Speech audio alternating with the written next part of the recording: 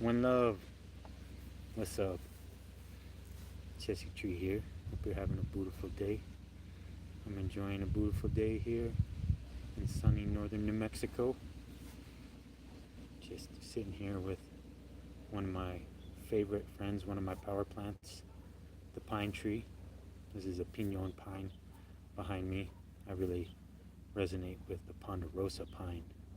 Uh, First and foremost, that's the tree that I grew up with as a child, growing up in Los Alamos in northern New Mexico.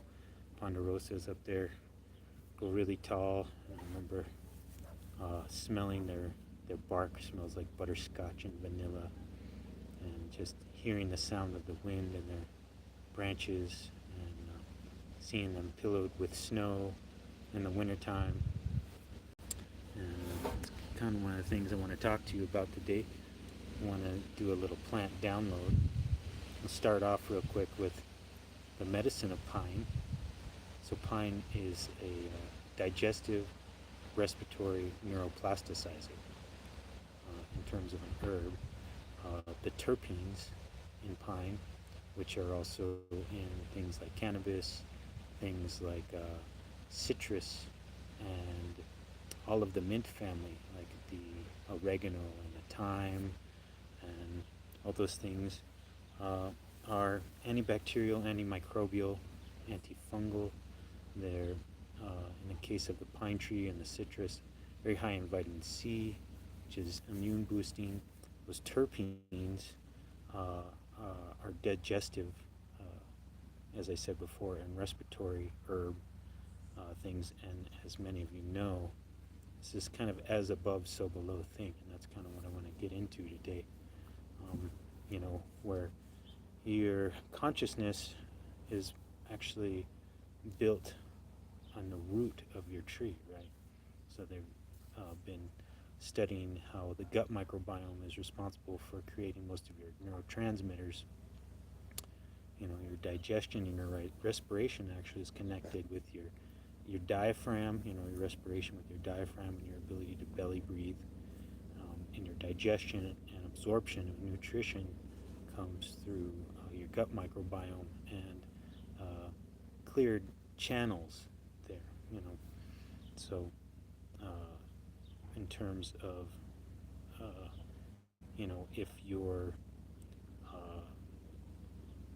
intestines and what have you are plagued with mucus and toxic accumulation, then you're not going to have good absorption of whatever you eat. You can eat the best foods, but if you're all plugged up in your guts, you're not going to have good digestion. Similarly, if you're all filled up, with a buildup of, a lot of people die with many pounds of undigested meat in their bowels, because I truly believe we're, have a species specific diet like all species, and that we are primarily fruitarian and leaf eater family of beings. We're genetically very much related to, chimpanzees and orangutans and stuff, in terms of we share almost all the identical, DNA and biological attributes. So this convoluted gut starts to accumulate things, and things like fruit, full of nice waters and enzymes and stuff, can move through very easily, unlike my dogs over here who have a very straight shot of a gut. They're carnivores, so that can pass through them. And this connects into what I wanted to talk about. With the title of this is Kalachakra, Shambala, and the Prana, the nadis, the bindus. If you're at all familiar with yogic anatomy, the nadis are essentially the energetic channels for prana. Prana being chi, or the life force or electricity, and how it's able to flow through the body through these channels. And the bindus are sort of points where there's an accumulation, sort of a, wouldn't say stagnation, but ponds or gathering places for these energies. And the chakras are the wheels. There's like the 8 to 13 main chakras, which correspond with the octave and the chromatic scale, you know, and the Indian energetic anatomy and Egyptian energetic anatomy, respectively. Um, but whatever the case, those are the main chakras, and then in yoga they say there's hundreds of thousands of chakras. That there's like these little energy wheels, or it's like your cells spinning, your atoms spinning, all throughout your body. So there may even be millions, trillions, since your body is made of 35 to 50 trillion cells, and each of them produces 0.7 volts, and that you produce trillions of volts of energy. You're walking around with that right now. So that's the energetic anatomy of the body, and the whole thing with the Kalachakra. Kalachakra is a Buddhist mandala, and in Tibetan Buddhism, the mandalas, the sand paintings, are essentially a diagram of the internal and external universe, this whole as above, so below aspect. So when you see some of those mandalas, you notice that they almost look like circuit boards, and this is just all the energies running through creation, same with your body. And that Shambala is often equated with like a heaven realm, but Shambala is actually your heart chakra and the 8 petals of your heart chakra. And so, essentially, just getting to the around to the thought that your body is a reflection of the universal energies, and as above, so below reflection of universal energies, and that it's built on that same sort of diagram of the mandala, a cosmic diagram.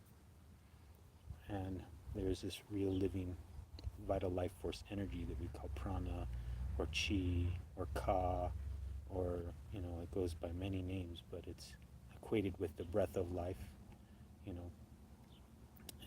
the sort of magnetism, electricity aspect of being alive.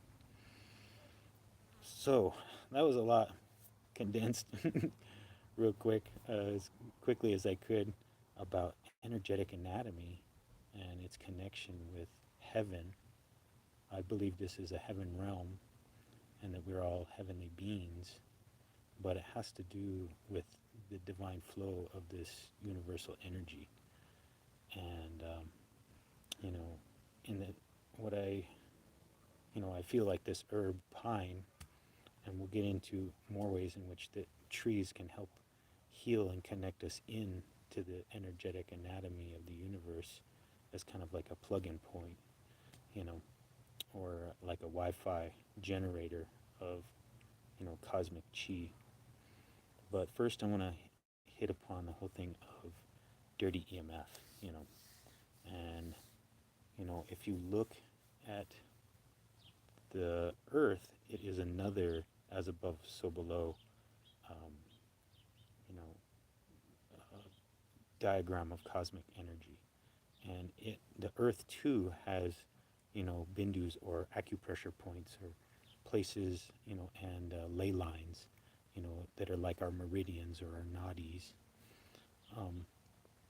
that flow this universal energy. And if you look at where the ancients placed all of the temples, and megalithic structures, pyramids, churches, all made of stone, that will conduct this cosmic divine energy,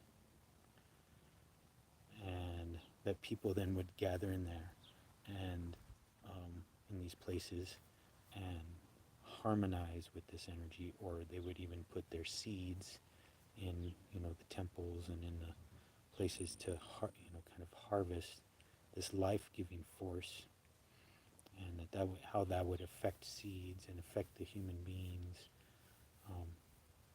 and affect the health of the earth itself, kind of like what we do with acupuncture and acupressure and moxibustion is to relieve stagnation that happens in these energetic channels. And that's also why I'm very much into breatharianism through, practices of meditation, qigong, and fasting. These are other ways to unblock these energetic channels so that the qi can flow. So, yeah, that was what was before. Now, if you look at our situation today, you have, like, I'll call it the social architects, who have knowledge, people who have, Rosicrucian and ancient knowledge of these subtler aspects of, sort of metaphysics, that they are, they've created Wi-Fi, they've created 5G towers.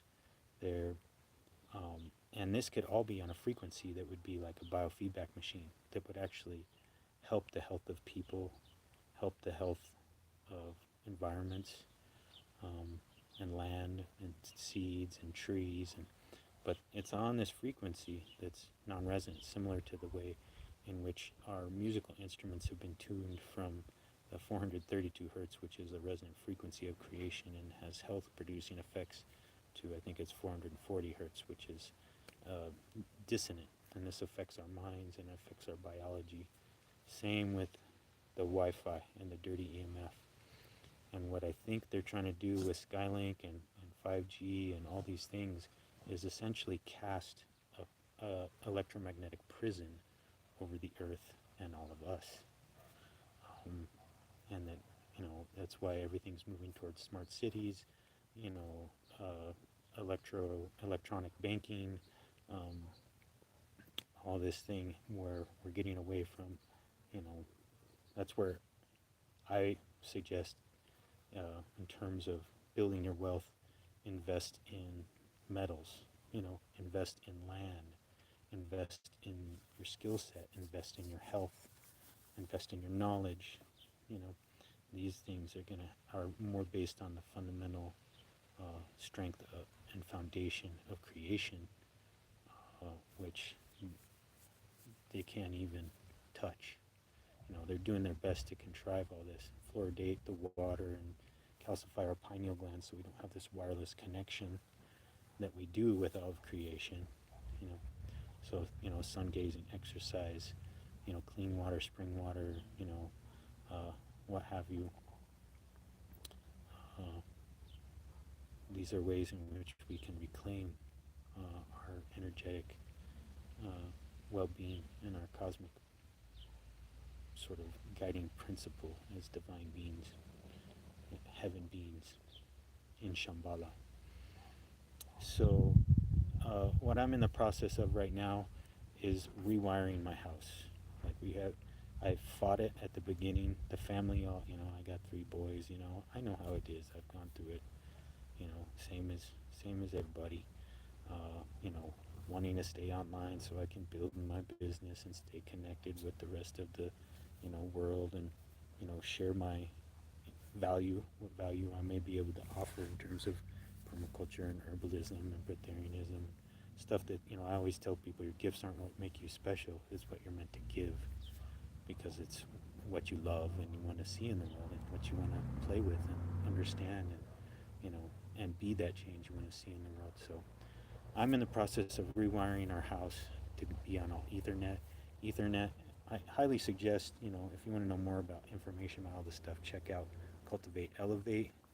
Brother's got a lot of good information about, all of these things, including, it's stuff I've been talking about for years, clothes that you wear in colors, making sure they're all, organic, cotton, hemp, silk, linen. He's talking about linen and how important that is because it doesn't create static, that people, runners, they've had this thing happen where, runners in terrific shape, Olympic runners, uh, running down the track and they drop dead because they build so much static that it dysregulates their heart and their heart basically stops.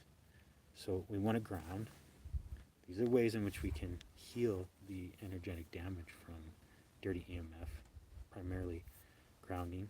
Another thing is meditating and being with trees, because this is here a cell tower of this loving, divine, cosmic energy. So just being here next to this pine tree right now, it's got this electromagnetic toroidal field that is interacting with my toroidal field and harmonizing it just by me being in its presence. And a lot of people are in electroculture right now, I am too, but a tree does electroculture. It's gathering up the divine energy. It's got its roots in the ground, so it's grounded, just like the ground on your house. That's why it's important to ground. So if you just hug a tree, it's like a cell tower of love. Just hug a tree and spend time with the tree. And if Buddha is my big hero. He sat underneath the bo tree, the fig tree, and meditated, and that's where he gained his enlightenment. Enlightenment, light. Moving to lighter diets, raw food, biophotonic rich food. Cleansing the lymphatic system so these nadis and bindu can flow with prana. And this is something that's available and accessible to all of us. And if we want the shift, people talking about 5D shift and manifestation and all that stuff, all of it's going to come through our alignment with creation. Because as my teacher Eli Tom says, this is a user-friendly universe, and the universe is conspiring in your favor if you believe in pronoia rather than paranoia, that everything is against you. And everything isn't against you, but there are forces that seek to control you, and that's okay, because you don't have to choose that. You can choose this other lifestyle of freedom. It takes courage, it takes compassion, but that's what's inside of every human heart, is that connection with Leo. So I think the first day of Leo today, so let's be bold. Let's move into that courage of love and compassion, and bring these things into our lives and kick the Wi-Fi out. Let's stop the spread of this electrosmog. Let's stop this electromagnetic prison that they're trying to put us in. You may have heard of the Internet of Bodies. That's partly what was being sort of promulgated, through, I'll say, the pandemic, as JP Sears likes to slur, those words, so they don't, boot me off here. But is to fill us with graphene and stuff, because it's Wi-Fi sort of capable. We'll see. And let's remember the true internet of Shambala, of Kalachakra, of trees, and the tree of our temple. That word temple is connected with the word tempo. This is our time machine right here, as we move through time and space through it, and we're powered by this prana, this 0 point energy that's all around us. So anyway, that was kind of my shtick for today. It was just, I've been wanting to hop on live for a while, and I was just like, well, what's really in my heart? What do I have to share? What's of value? And I have lots of things that really inspire me, but it took a while, and it's like, oh yeah, this is what's really coming up in my heart. This is what is mattering to me right now. It's a kind of remembering of something I wanted before, and then I let the Wi-Fi in, for my kids and all this stuff. And it's like, no. We have to draw a boundary. Boundaries are important for true growth, true health, and true love. So anyways, Hey there, Teddy is mean. Much love, family. Anyway, hope you got something from this. And let's remember the truth of our and the strength of our heart, that we're infinite beings and nothing can stop us, even death. You know, it's like that's only the ego's clinging. Our infinite souls know there's much more to this experience and this reality that is much more fulfilling and valuable than this one life. So go hug a tree, and you know, go hug a friend. There's a great healing that we can share through our own heart toroidal field with a respectful, caring hug. You know, after the first 10 seconds, you start to get norepinephrine. After 30, your cerebrospinal fluid starts to liquefy, and it's like a Reiki treatment. We can use Reiki. We can use all of these things, remembering that we are cell towers of love as well. So, all right. Thank you so much, family. Hope you're having a beautiful day. One love. Be well.